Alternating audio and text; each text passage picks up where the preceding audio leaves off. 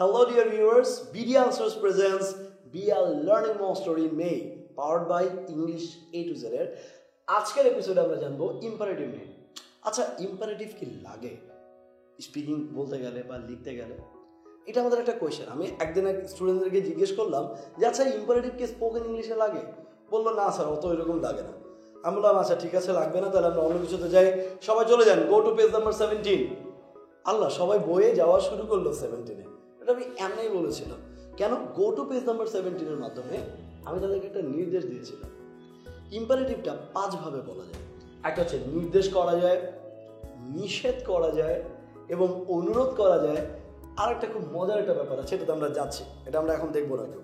ওকে, sir, নির্দেশ করতে গেলে ভার্বের মূল রূপ আসবে। এটার মূল ফিচারটাই হচ্ছে প্রত্যেকটাতে ভার্বের কি রূপ থাকবে? মূল রূপ থাকবে। And more importantly, ভার্ব দ্বারাই শুরু হবে। নির্দেশ করতে গেলে আপনি কিভাবে নির্দেশ করতে পারেন? Read the passage carefully. Watch the videos of BD Answers. Listen to the music. Close the gate. Open the door. অথবা আপনি কি বলতে পারেন? Learn fast. Practice English every day. আপনি যখন কাউকে কোনো কিছু নির্দেশ করতে যাচ্ছেন, just verb দ্বারা স্টার্ট করবেন। Write the structures. Write the sentences carefully. এই যে আপনি বলতেছেন রিড লাউডলি, এটা হচ্ছে নির্দেশ করছেন।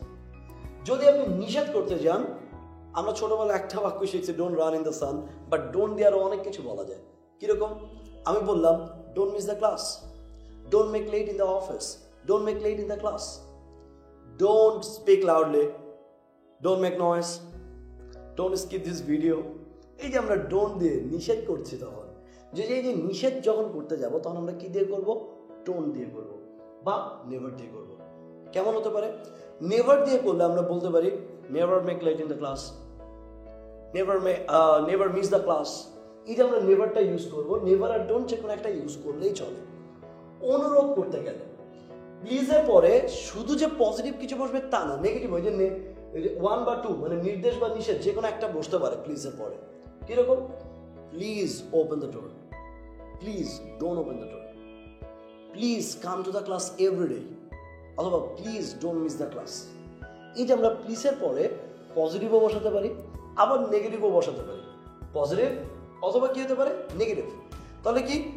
Please watch hour all videos. আবার কি বলতে পারি? Please don't miss hour any video. এই যে প্লিজের পরে আমরা নির্দেশ বা নিষেধ যে কোনো একটা ইউজ করতে পারি। ছোটবেলায় দেখেছি লেট, এরপর অবজেক্ট 1, ভার্বের মূল রূপ দেন অবজেক্ট 2। আচ্ছা, O1 O2 মানে কি তুই দেখে নে।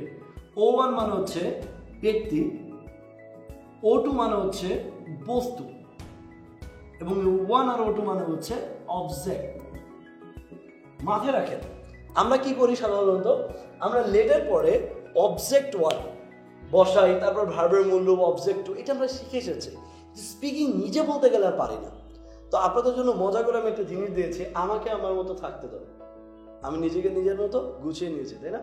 এই যে যখন আমাকে কোনো কিছু দাও দাও দাও দাও দাও আসবে, তখন আমরা লেটের পরে অবজেক্ট 1 ইউজ করবো। আমাকে দাও, অবজেক্টিভ ফর্ম হবে লেট মি। তাকে দাও, একটা ছেলেকে দাও, তাহলে কি হবে? Let him. একটা মেয়ে তাকে দাও, তাহলে কি হবে? Let her.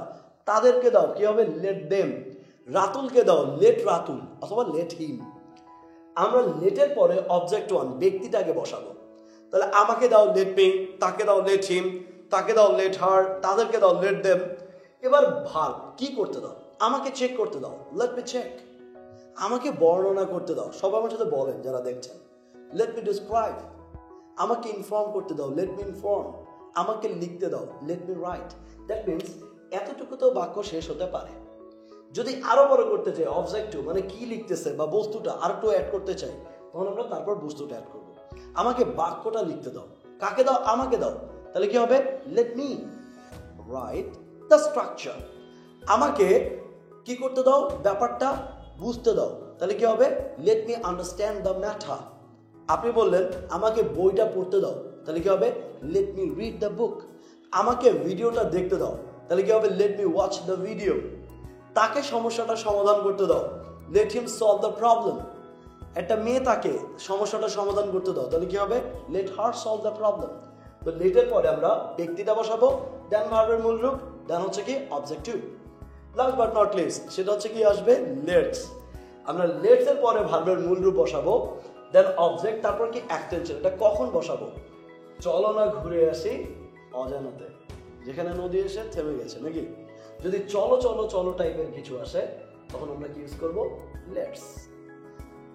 আমরা শুধু জেনে এসেছি let's go for a walk. এই যে let's go for a walk বাদে আরো অনেক কিছু করা যায়। গো আনতে হবে, এটা কিন্তু ফরজে আইন কিছু টাইপের না। চলো আমরা একটা বিজনেস করি, লেটস স্টার্ট আ বিজনেস। চলো আমরা নিজেরাই সমস্যাটা সমাধান করি, তাকে দিয়ে সমস্যার সমাধান করার দরকার নাই, আমরাই সমাধান করি। তাহলে কি হবে? Let's solve the problem. চলো আমরা ইংলিশ প্র্যাকটিস করি, লেটস প্র্যাকটিস ইংলিশ। চলো আমরা দুইজন মিলে ভিডিওটা দেখি বিডি আনসার্সের, তাহলে কি হবে? Let's watch the video of BD answers. চলো আমরা ভিডিওটা শেয়ার করি, let's share this video. So দেখি আমরা চলো টাইপের কিছু বলতে গেলে আমরা লেটস আনবো, তারপর কিন্তু ভার্বের মূল রূপ, তারপরে অবজেক্ট, তারপর কি এক্সটেনশন, যেটা আমরা বসাতে যাচ্ছি। তাহলে কি বলবো আমরা? Let's solve the problem, let's practice English, let's start the business. অথবা আমরা আরো কি বলতে পারি? আমরা বলতে পারি চলো আমরা ব্যাপারটা ডিসক্রাইব করি, তাহলে কি লেটস ডিসক্রাইব দ্য ম্যাটার। তো চলো আজকে আমরা এখানেই শেষ করি।